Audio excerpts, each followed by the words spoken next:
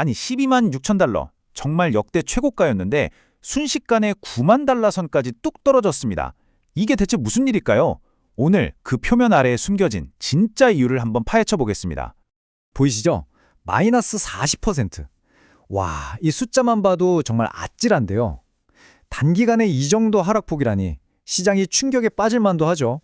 아니, 비트코인, 이제 안전자산이라고까지 불렸잖아요. 세상이 불안할수록 오히려 더 빛을 발할 거라고 믿었는데 말이죠. 근데 대체 왜 이런 일이 벌어진 걸까요? 다들 지금 머릿속이 복잡하실 텐데 오늘 그 근본적인 질문에 대한 답에 한번 같이 찾아보려고 합니다. 자, 그럼 지금부터 본격적인 추적을 시작해 보겠습니다. 이번 하락 뒤에 숨어있는 단서들 한번 퍼즐 맞추듯이 따라와 보시죠. 핵심 단서는 딱 세 가지입니다. 첫째, 주인이 바뀌고 있다. 둘째, 우리가 모르는 경제 한파가 불고 있다. 그리고 마지막, 세상이 너무 평온해졌다? 이게 무슨 소리냐고요? 하나씩 자세히 뜯어보겠습니다. 첫 번째 단서, 바로 이겁니다. 비트코인 IPO의 순간. 이게 무슨 말이냐면요. 비트코인을 가진 사람들의 성격이 그야말로 근본부터 바뀌고 있다는 거예요. 마치 어떤 작은 스타트업이 거대 기업으로 상장하면서 완전히 새로운 주주들을 맡는 것처럼 지금 비트코인이 그런 거대한 변화의 한가운데에 있다는 거죠. 이게 정말 재밌는 지점인데요. 보세요. 예전 초기 투자자들은 뭐였나요? 한 방에 인생 역전, 로켓처럼 쏠 거 기대하고 들어온 진짜 하이리스크 하이리턴을 노리는 사람들이었죠. 근데 지금 들어오는 월가 기관들은요? 정반대예요. 그냥 포트폴리오 안정적으로 좀 굴려볼까? 하는 사람들이란 말이죠. 완전히 다른 성격의 돈이 들어오니까 비트코인의 움직임 자체가 달라질 수밖에 없는 겁니다. 그리고 이건 그냥 그럴 것이다 하는 추측이 아닙니다. 데이터가 딱 보여주고 있어요. 예전에 비트코인 하면 뭐였습니까? 하루에도 막 널뛰기 하는 80%에 달하는 엄청난 변동성이었잖아요. 근데 지금은요? 절반인 40% 수준으로 뚝 떨어졌습니다. 이건 비트코인이 이제 예전의 그 비트코인이 아니라는 아주 명백한 증거라고 할 수 있죠. 자, 이제 두 번째 단서로 넘어가 보죠. 이게 좀 의외일 수 있는데요.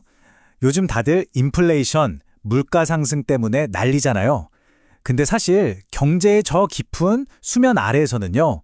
오히려 강력한 디플레이션, 그러니까 물가가 떨어지는 힘이 작용하고 있다는 겁니다. 이 그래프를 보시면 확 와닿으실 거예요. 정부가 발표하는 공식 인플레이션은 2.7%인데 실시간 데이터를 싹 긁어 모아서 보여주는 트루플레이션 지표는 1.5%도 안 돼요. 이 차이가 어디서 올까요? 바로 AI 기술 발전이나 관세 정책 같은 것들이 우리가 체감하지 못하는 사이에 조용히 물가를 끌어내리고 있기 때문입니다. 자, 마지막 세 번째 단서입니다. 이게 또 아주 역설적인데요.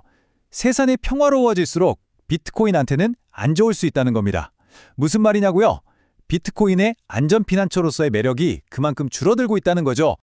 생각해보세요. 한 2, 3년 전만 해도 전 세계가 여기저기서 시끄러웠잖아요. 그럴 때 비트코인이 대안으로 주목받으면서 막 올랐죠.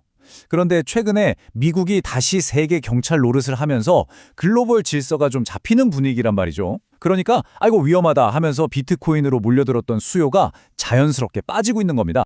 좋아요. 그럼 지금까지 살펴본 이 세 가지 단서들, 주인이 바뀌고 디플레 압력이 있고 세상은 평온해지고, 이 새로운 현실이 실제 시장에는 어떤 영향을 미치고 있을까요? 아주 유명한 기업 하나를 예로 들어보면 그 파급 효과를 제대로 체감할 수 있습니다. 바로 스트래티지라는 회사인데요. 이 회사를 이해하려면 이 한 문장만 기억하시면 됩니다. 스트래티지는 비트코인에 대한 레버리지 베팅이다. 이게 무슨 뜻이냐면 그냥 비트코인을 사놓은 게 아니라 비트코인의 움직임에 몇 배로 반응하도록 설계된 그런 회사라는 거죠. 아주 쉽게 말해서 이런 거예요. 비트코인이 1만큼 움직이면 스트래티지의 주식은 1보다 더 크게 움직이도록 설계되어 있다는 겁니다. 오를 때도 더 많이 오르지만 반대로 떨어질 때도 더 화끈하게 떨어진다는 거죠. 그래서 결과가 어땠을까요? 바로 이겁니다.